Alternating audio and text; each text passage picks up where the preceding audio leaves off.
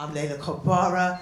I'm a director of Black Thrive Global, and I'm going to chair a panel now, and I'm going to have the panel members come up and sit at the front. And we have one of the rare species, a black professor, Stephani Hatch. Professor Stephani Hatch, which many of you will know, a rare species. Then we've got Natalie Creary, who's program delivery director for Lambeth. And then we've got Jacqui Dyer, who's the director of Black Thrive Global and also founder of Black Thrive Lambeth. If you could leave me one of the middle chairs, that'd be lovely. Actually, no, don't leave me a middle chair. I'll sit at the end. Are these working?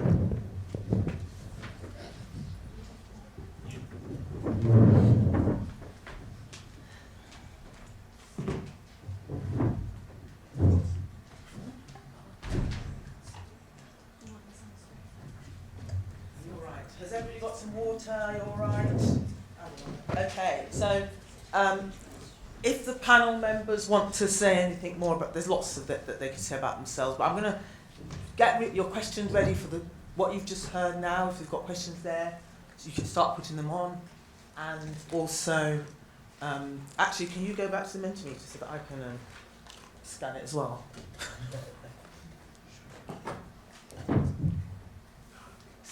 So, yeah.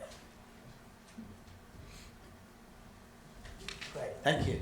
Okay, so I'm going to start off with just asking a question really about this relationship between Black Thrive and King's College London and the Centre for Society and Mental Health. I'm going to go, I think it was started between Stephani and Jacqui. So I'm going to ask you, we've seen some of the things that are emerging from the partnership, and I just want to ask you, how did it all start?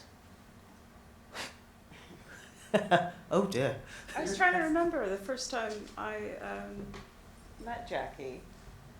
I don't remember what year it was, but I remember being invited for what felt like the umpteenth time to go and present findings from the South East London Community Health Study, which started in 2008. If that gives you any indication about how long we've been at it, and ran until 2015. And I sort of had this running joke with a colleague of mine because we kept being invited to Southwark Council. So this is it's set in Lambeth and Southwark. No other area in this United Kingdom has as much detailed data on their communities and population. Yet we struggled to get the interest of local public health, local councils, and maintain that interest. Every time we would start a relationship, the person would move on, we'd start again. So this was a hot day, and I was like, I can't stop. I feel this sort of drive to be of service. I go into a room, I give the presentation, looking around the table. It was Jacqui's level of scrutiny that was very apparent, and I thought, that's who I need to know. So that's my first memory. Yeah, it's the same memory of that room. And I was like, how can we have this asset, this valuable asset in terms of research in the borough of Lambeth, and we're not using that? I just couldn't believe it. I felt quite disgusted, quite frankly, by our lack of engagement with our academic research contribution to what we do as a local authority, what we do as a local government, which is to respond to the diverse needs of our local population. And you can't do that, in my view, without leaning into research. I think that there's obviously some disruption of the kinds of research that we do, so that the research is closer to the ground and engaged with the communities in the way that we're talking about wanting to pursue. But the importance of having, as they say, research into practice or evidence-based decision making and all this kind of thing, and not actually having that, leaves you as organisations to vulnerability of making decisions that are not really informed and are maybe the whim of a particular person that's got a particular passion for a particular aspect, and it's got nothing to do with the needs of the population. I can't stand it. So when I met Stephani and that presentation that she gave, I was utterly inspired and knew that we had to build a closer relationship so that me as a local politician and activist could benefit our population through connecting our decision making with research. Thank you both. So I'm going to ask Yeah. each of the panel members actually, what do you think the key ingredients are for a successful partnership of this sort? So key ingredients of a successful partnership. I'll come back and ask you about the challenges as well, because we don't want to be Pollyanna-ish in this space. So Who's Pollyanna? oh, Exactly. I don't know even know what Pollyanna. Funketish then. Anyway, never mind. Okay, so I'm going to start with you, Natalie, in terms of what do you think have been some of the key ingredients, and what has some of that led to, really, from your perspective?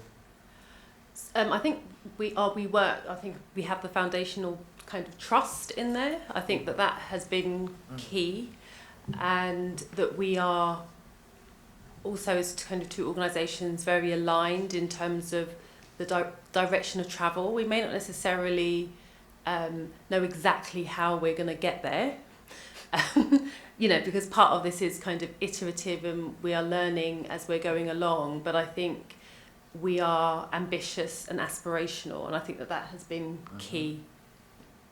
Okay, thank you. Celestin, what a bit from your perspective are some of the key ingredients or developments or achievements? I think there's one thing in general and one thing specifically. So in general, respect.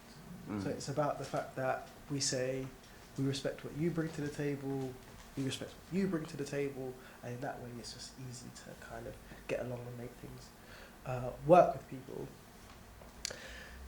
The more specific thing is also something about recognising power. King's College London is not some small outfit.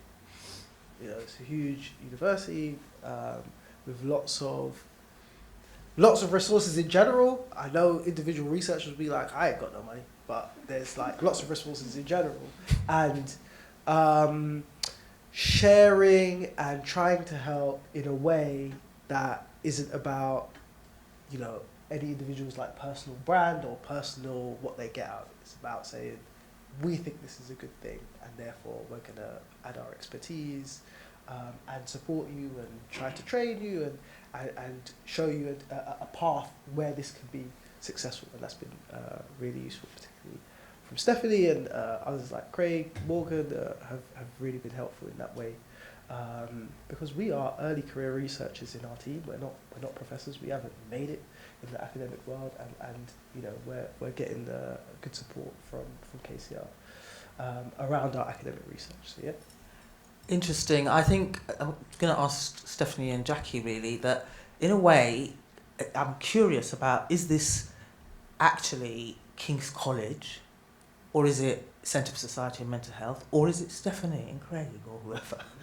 Really? Because, sorry? I said it's a good question. Because I'm sure that KCL has its own challenges of racism. And one of the things, seeing the two of you operating, is about your personal relationship, actually. And I wonder whether, actually, if you had different people, it would work. Stephani, if you feel unable to answer that for... I'm whatever. able. Please answer. She's like, look, I'm very clear in thinking back over my academic trajectory that if I had, I came to King's December 2006. If I had landed with any other group, my trajectory would have been very different. My experience would have been very different. I am incredibly grateful for the colleagues that I've had, the line manager that I had, you know, the guidance. But it would have been very different because I watched Black academics, few as we were, come and go. And I remember, being back in the States as well, which doesn't turn out that much better on the data. It's only 4% in the entire of the United States, Black professors. But and then when we sat down, like I've known Craig since almost the beginning of my time at King's. And when it came time to sit down, he had sort of, was talking about this with other colleagues. We were on the same page about doing something different. And it was the first ESRC Centre that King's would have. And we knew the weight of that because we knew that the institution was then going to have some sort of real sense of ownership of it. But I was encouraged by,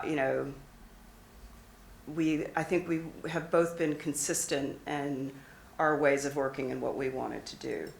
And we're willing to take calculated risks together. So if we were going to fail, it was, going to be, that was it. But I never intended to be here. So, I was saying to my brother at the weekend, who's also a Black professor, right? We didn't envision being here. So where we go is just, so when I met Jacqui, it was just like, I'm just going to speak to you frankly about what this means to me. And I got the same in return. So when you ask about why did it work, it's because we are very frank and open and honest, and disagree, butt heads, come back together, because we've got that respect and we've built up that trust and we're still building the trust. Yeah, thank you. Jacqui, what are your thoughts on some of the ingredients and also how might it have been different, for example, without Stephani or Craig or others? So there's Stephani's talked about the kind of some of the internal relationships that were necessary as well. So what have been some of the key ingredients for your perspective? Sharing the same ambitions for our people, for the people that are, for diverse populations, but particularly for this agenda of, for me, which Stephani so understood, around racialized communities being shafted for generation after generation in this country, and that local experience for me of Lambeth, the data's been there for however long, and it's like blind eyes turning its back on those experiences, when actually public services are meant to be responding to that, but only choose to respond to us in terms of detention, exclusion or death. And having that similar level of passion and commitment to that agenda, I respond to it. So it makes me trust the person, and building that on that trusting relationship means that I know we're going in the same direction because we're attending to what really matters. So then that makes me want to build relationships with other members of your team or people that Stephani works with, because I trust you, therefore I'm trusting the ones that you trust. Therefore I'm going to open myself to work in those kind of relationships as well. But also meeting some of the other members of the team, I'm like, why? The energy's hot. We can do things with these people. These people care. And for me, actually, the most important ingredient is that you care. If you care, because I care deeply, and I care deeply because of my own lived experience, where people haven't really cared, the system hasn't cared, and I've suffered significant loss, the loss of 2 brothers as a result of a system that doesn't care. And so those are the ingredients, and the sort of commitment to be at the top of your game, not no dibby low level, just trying to get a 9 to 5 and your dollars and your pound signs, but actually that you are prepared to stretch yourself to the best of your ability in your role as a participant in the collaboration, in this partnership, to yield the optimal results for our people. That's what I found when I met some of the colleagues from King's, from Stephani's, that then reflected to a degree with my relationships that I have with the Black Thrivers, so who I know operate from that place. And so you've got the meeting of minds and souls on this agenda. So for me, we haven't even realised what is possible yet. We've only just started on this journey. But as far as I'm concerned, it's transformational, and it's about completely changing the trajectory of the Black experience. And I firmly believe with this kind of partnership, it can be done. And I think that you also have to really believe that. If you don't believe it, it's not going to happen. So I firmly believe. And so every choice that we're making, I carry Stephani around with me everywhere. So let's just be true now. I carry her everywhere because I also feel much more, as a Black woman, as a racialized woman, it's hard in a world which is white supremacist, because that's what it is. It's the white frame. It's the white racialized frame. That's what the context that we're operating in. Always standard. And so I'm not confident in that in and of my own self. I need support. So some of the places where I navigate in, actually, the resistance to me wanting to advocate on behalf, it's just constant, relentless, ongoing. It's always been that kind of a journey. But now when you have other people like alongside with you, it's like even though you might be in the room sometimes with you by yourself, they're also with you. So you become more confident. And that's kind of, so I think that where we go is like, you know, people think it's really impossible. For me, nah, it's possible. Not in a no, impossible. Everything is possible. But it takes a united, consistent, sustained, perseverant kind of like effort whereby you've got people that want to operate at the top of their game with care and heart and commitment, all working together. Thank you. So I'm going to open up to the audience in a minute, and quite a few of the questions relate to the presentations we've heard. So I'm going to ask the panel a bit to comment on what we heard in the presentations. That whole idea of a different lens to look at either what's there already or the approach to getting information. I was hearing quite a lot about the kind of privilege of knowledge and how that is used and so on. So if we think about whether it's Stop and Search or some of the work in Birmingham around the mental health trust and the questions being asked, when you think about that Black lens question, specifically say in relation to say Stop and Search and mental health, what are the different, what does that bring up for you? And maybe start with you, Natalie. Oh, you just I'm going to need a bit of thoughts? time, yeah. You can gather away. Yeah. What comes up for you? Or if you want to think about that a bit more. Do you want to think about it, or you're good to answer? You want to answer? I'm not asking you, Celestin. Yeah, I'm not asking you because I'll talk. Do you want to answer now, or we can open it to the audience and then come back, if you prefer? No, did you want to go ahead? Go on. Okay. I know that much convincing. Yeah, so there is something about lenses, and my sort of training, my background is as a cultural psychologist, which requires one to kind of think from different positions. And there's, so I mean, Jacqui named it. There is a kind of white supremacist hegemonic position, which is that the way we live here and now is the only way to live, and it's the right way to live, and it's the normal way to live. Therefore, deviations from that normal are policed, sectioned, excluded, othered. And it's interesting, because people who are immigrants to this country, or immigrants to this country from elsewhere, will know that there's some other way to live, because you've lived in a different way in another place, right? There is another kind of normal that you've experienced.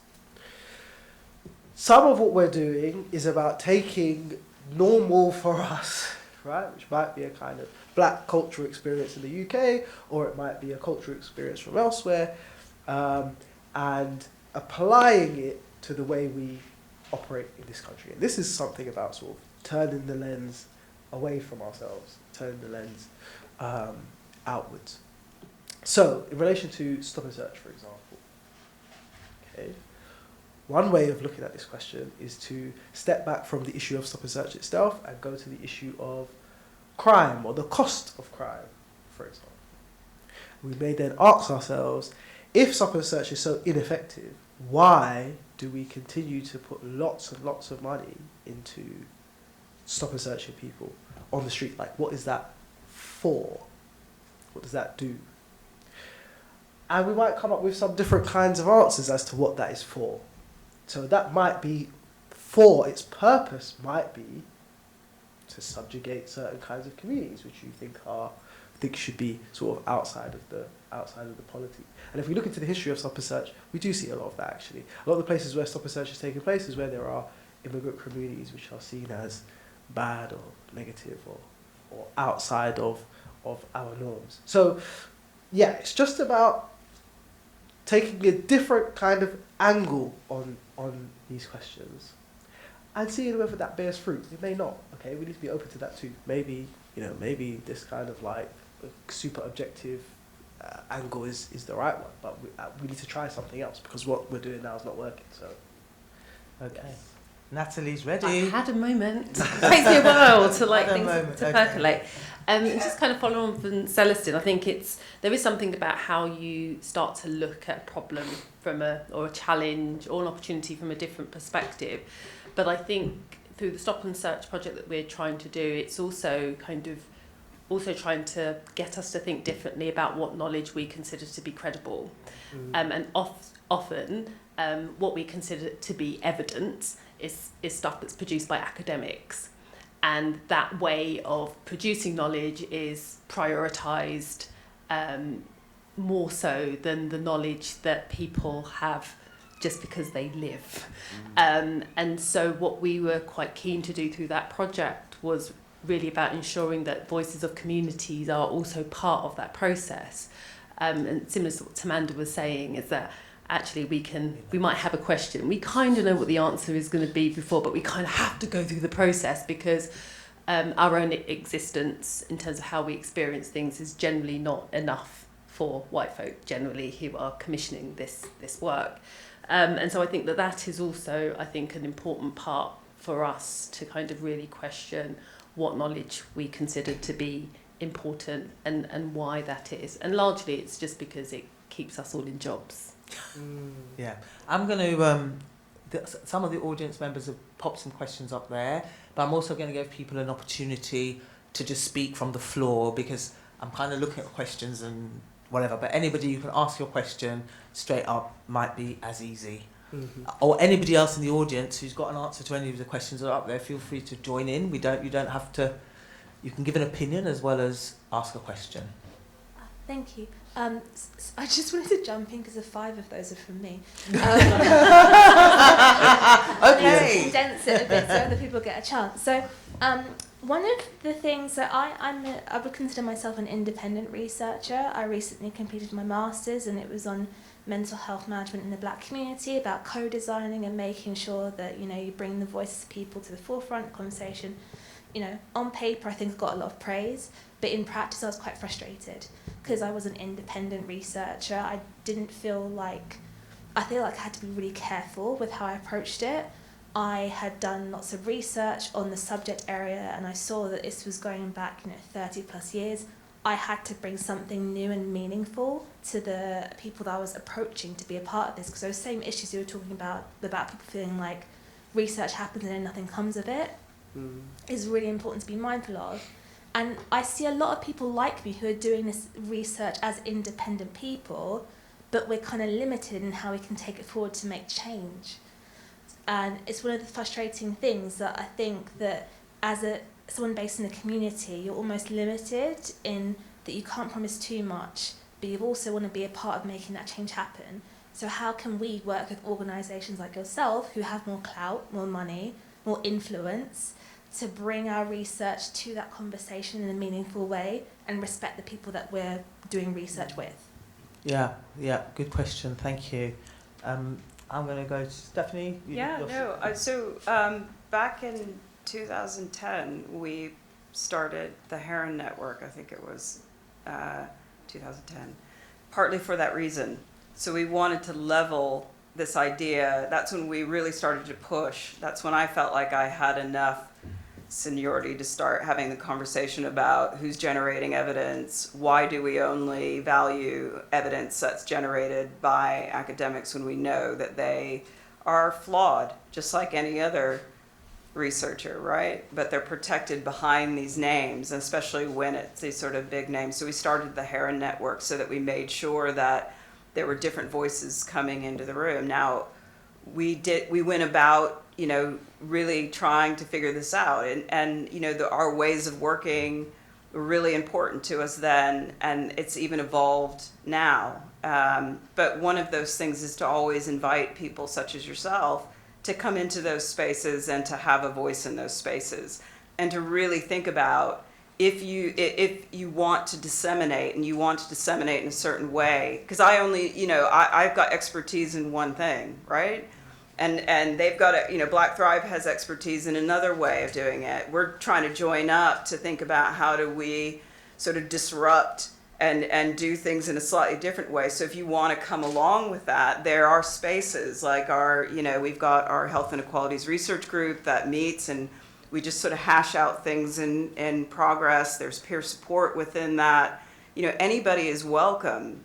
Like, it shouldn't be just the people who are, if you've got that time. But I'm always worried about, when someone comes to me and they're like, I'm an independent researcher, my first thought is, I need to find some money to pay you, right?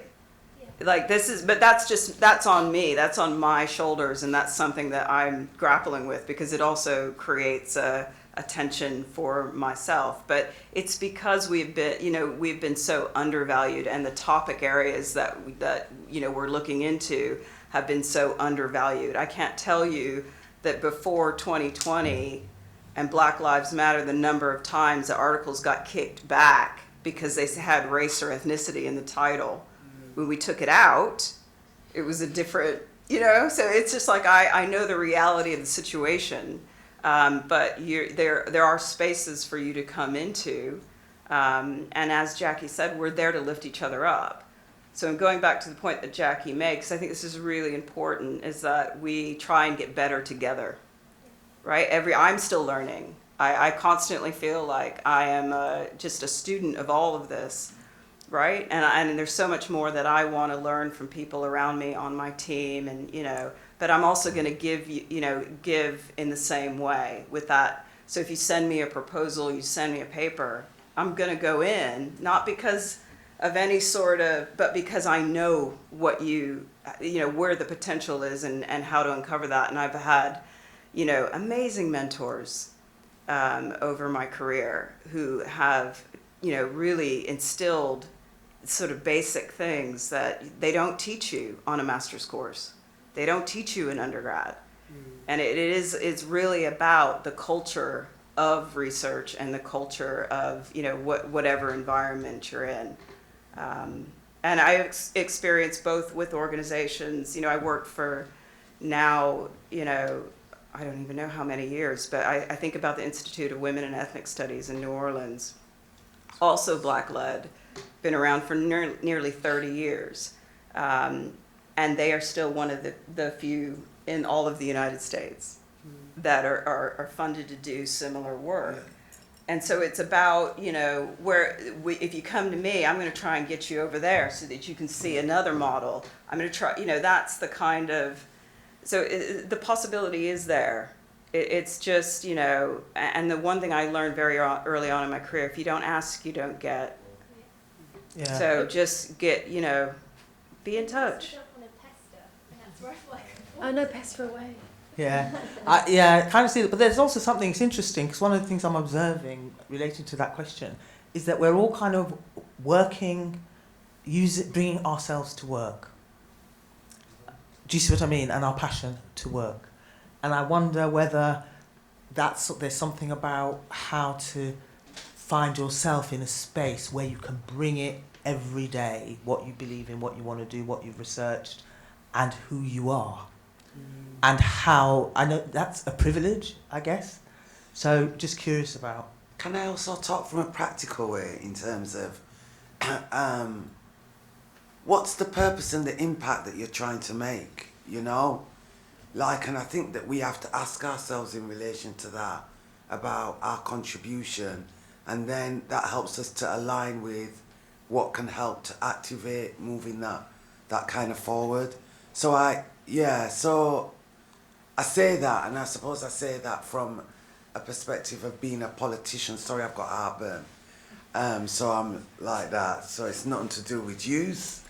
It's me going through, As a politician, and I'm the deputy leader of Lambeth Council, and I've come from being a councillor in a ward to navigating my way through, because I'm seeing that other people that are fellow politicians or in positions of power as cabinet members, the leadership team or whatever, and are doing diddly squat in relation to some of the most vulnerable population. You travel on the 159 bus from Waterloo all the way down to Streatham, and you can see, actually it's not hidden, those that are in poverty, in distress, excluded, in desperation, it's visible.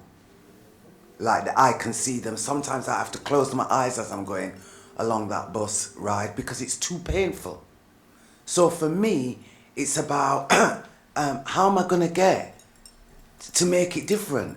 And so moving towards then being deputy leader, where I have responsibility for an inclusive economy so that people can get access to opportunities whereby they can have more of a chance of have flourishing lives, and responsible for the whole organisations around the equalities, the inequity agenda. So I lead on those.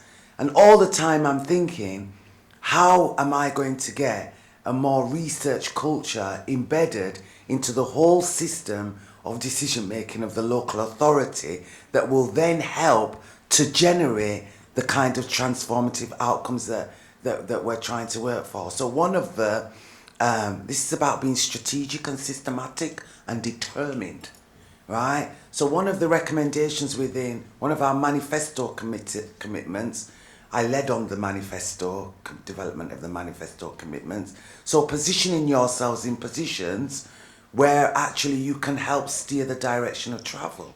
And one of those manifesto commitments is a commitment to work with Black Thrive and to further strengthen the partnership between Black Thrive and King's College London in order to improve outcomes for Black African and Black Caribbean populations of Lambeth. That means right across the board. So you see, it's so for me, which hands are, which research head, which stakeholder, which citizen, how are you contributing and helping that agenda to take it forward?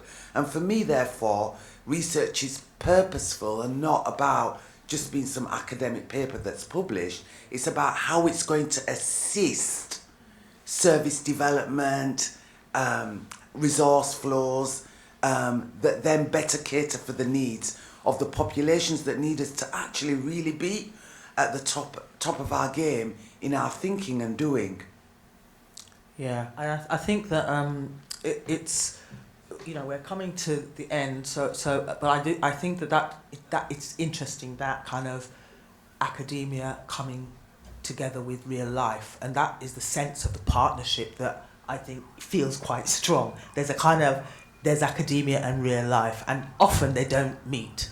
And I do feel that this partnership kind of offers that opportunity. I don't know if there are any more questions from the audience before I ask the panel for their final thoughts on ambitions for the future, giving you a heads up if you need to make notes. Yeah. Ambitions for the future. Hi. Yeah. Thank you so much. This is really inspiring. I work in nature conservation and environmental policy making, and a lot of the questions that you're exploring around knowledge production is really useful and important as well for environmental science. The question I had is actually on the screen, which is how are you all taking care of yourselves as individuals and your mental health, knowing the work that you do and the context in which you're working in. I'm sure there's a lot of strength that you get in solidarity, but the work you're doing is challenging the status quo, which does not want us to exist. So what are your practices and that you're taking on as individuals to take care of yourselves? Thank you. That's a good question, actually, to probably close on. And I think a good point. The system isn't waiting there to be changed. Indeed, quite the reverse. It's pushing back all the way. So, how do we take care of ourselves? I'm going to start with you, Natalie, then Celestin. You can probably answer that question. Yeah, I for can me, answer it Lela. for you. Do you want to answer? So go on. Soca music and carnival, nutty mass fets. That's how I look after my mental health. I thought you might say that. What's that song that you like? What was it? Kez and the band Whatless. Whatless. I say no more. Whatless. It was like we're looking for deep, meaningful. What's your song? What's a song that speaks of your dreams and mission? She goes, Whatless. I love it. Okay, Celestin. My favourite. Good question. I haven't been. But don't do as I do. But I'm trying to fix it. But my advice is don't take on too many things. I have been doing too many things for too long. Sorry. I think Black 5 is going to be my thing. So I'm going to have summer off and then I'm going to come back refreshed. But listen, and I'm sure this is happening to you as well. When you're the first at something, everyone wants a piece of you. Okay? Happens to every single black person that ever ends up in some strange position that they're not supposed to be in. Everyone want to grab you, everyone wants your time, everyone wants you to be on some equality and diversity board. I'm finished. I've had enough. So I'm gonna decline a lot going forward and focus on, and I think it's really come through strongly from Jacqui and Stephani, but to focus on what is really important to you, what you can say, if I retired tomorrow, I'd be happy that I was involved in that thing and being involved in that thing. So, yeah, don't do like me. Don't join up to all these boards. They're mostly useless. So, yeah. So I haven't been looking after myself, but I will in the future. Okay, Jacqui? I'm the worst person on this one, but I'm learning. So I'm learning to say no to some of these events where everybody wants you to talk there to inspire them people and thing. It's like, nope. So I'm saying no. In fact, I'm very proud of the fact that I'm saying no to, like, my PA now knows that say no to all of them. But I still try and get a little sneak and see, but there might be one or two that I might want to speak to, but she now says no. And it's like, oh, okay. So that's one of them. Somebody asked me the other day about how do I take care of myself. And actually, I couldn't answer, like, straight. And that just showed me I need to even dig deeper in dealing with that. So I am. So one of the things that I do love around when I do take care of myself is exercise. I love like doing aerobics to hardcore garage music. Right, I mean, we'll do a fling down on it. And I'm at the front of the class, in front of the mirror, like sweating and loving it and getting just some heavy endomorphines in my brain that just make me feel really happy. And so it was funny that after a long time I hadn't seen that crew that I trained with at Brixton Rec, and one guy saw me on the road and I was so happy to see the man because it made me just remember about how much enjoyment I get from that. And then I was like, I'll be back soon. I'm just organising my programme so that I can build that back into my programme. So there's things that I do enjoy, like I love opera, right? And so I have started incorporating, where before, because none of my friends really like opera, so I'd have to go by myself, so I don't go. So like now, I'm going, even if I'm going by myself, and so I book like a year ahead, like for example that, and other things that I love to do, so that my calendar now is starting to be made up of things that I like, as well as my work. So like I can do a 24/7 hardcore on my work, but I know at the end of the week, like the end of this week, on Friday, I'm going to see Madame Butterfly, for example. So it's like that, you know? You have to put effort into it. The taking care of yourself just doesn't come just like that. And Stephanie? A couple of things. So nature is key. Like, I love trees. So every morning I go on a walk, and that is, after these last, several years, it's non-negotiable. Everything gets moved around my morning walk, because that brings me joy. The trees and my birds that I talk to. I have an allotment. Yes. I like to dig in the dirt. It's a great way to relieve stress. Music. Every Friday night in my house is a deep, soulful house dance off. Yes. Like, that is, I've got all sorts of playlists for anything. It's the first thing I ask someone when they're about to do something big. What's on your playlist? Get it together, get your costume, hook it up. So music's really important to me. The lyrics of my favorite people constantly play over and over in my head. And then finally, surrounding myself with people who are honest with me and call me out when I slip back into that bad behavior, right? And I'll get angry at them, and I might lash out a bit, just be like proper temper tantrum. Yeah. But that's who I want around me. Yeah. And they hold me up, and they're people that are close to me on my team, and I'm incredibly grateful for a very tight, small group of friends, all over the world that check in.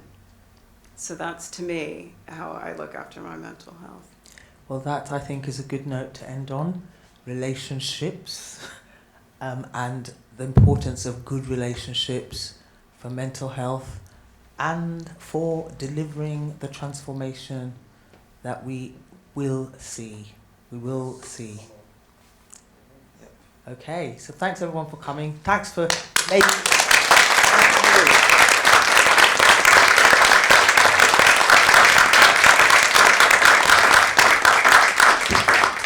Okay.